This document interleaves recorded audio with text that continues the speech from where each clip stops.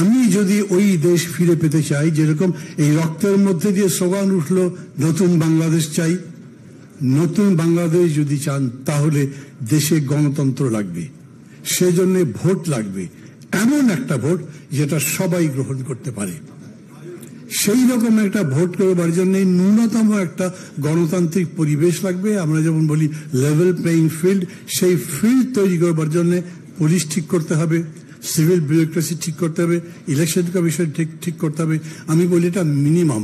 আপনি এনএইচএস যদি নাও করেন, হেলথ পলিসি না দেন, এডুকেশন পলিসি না দেন, ডেভেলপমেন্ট প্রোগ্রাম না বলেন, তাতে কিন্তু আপাতত কিছু যাচ্ছে আসছে না। আপনার ভোট দরকার, এইটা হলো ইমিডিয়েট প্রেফারেন্স।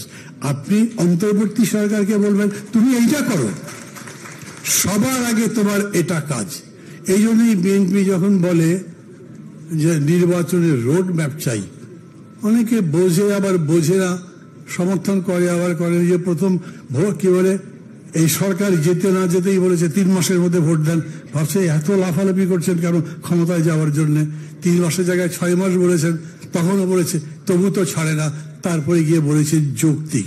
আর আমি বলছি যদি ওই রকম করে বলতে পারতেন তোমার কাজ হচ্ছে ভোটটা করা, এই ভোটের জন্য এই করতে কতদিন লাগবে তোমার, সরকার বলবে তার কতদিন দরকার।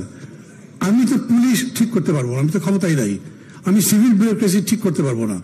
আমি একটা ইলেকশন অনুষ্ঠানের জন্য আমার উপরে দায়িত্ব নেই, সে দায়িত্ব সরকারের উপরে। অতএব সরকার বলবে এতদিনের মধ্যে ভোট, সেই বিবেচনায় একটা রোড ম্যাপ যখন বিএনপি চায় তখন খুবই যৌক্তিক কথা বলে।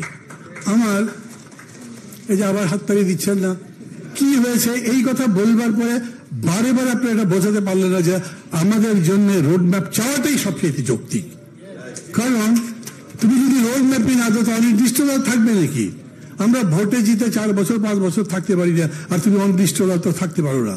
আমি কারোর প্রতি অশ্রদ্ধা জানাচ্ছি না, ডক্টর ইউনূস ভাই সরকারের প্রতিও নয়। সরি, 3 মিনিট বোধহয় পার হয়ে যাচ্ছে। আমি শুধু এইটুকু বলতে চাই, আপনাদেরকে আমি বিশেষ করে বিএনপিকে খুবই ধন্যবাদ দিই। কেন? খুব সবগুলো কমিটমেন্ট করেন কি কি করবেন, আর হিসাব করেন যাতে ক্ষমতায় তো আপনারাই যাবেন। মনে হচ্ছে ভোটার কে জিতবে, মানে যেরকম আমেরিকা আর রাশিয়ার মধ্যে ঝগড়া হওয়ার পরে দেখেন একটা সমাজতান্ত্রিক ব্লক চলে যাওয়ার পরে ইউনিপোলার ওয়ার্ল্ড হয়ে গেছে। বাংলাদেশে এখন ইউনিপোলার পলিটিক্সের মতো হয়ে গেছে, কারণ আওয়ামী লীগ তো নাই। আবার যদি আসেও তারপরে বিএনপির কাছেও দাঁড়াতে পারবে না। ক্ষমতায় আপনারাই যাবেন।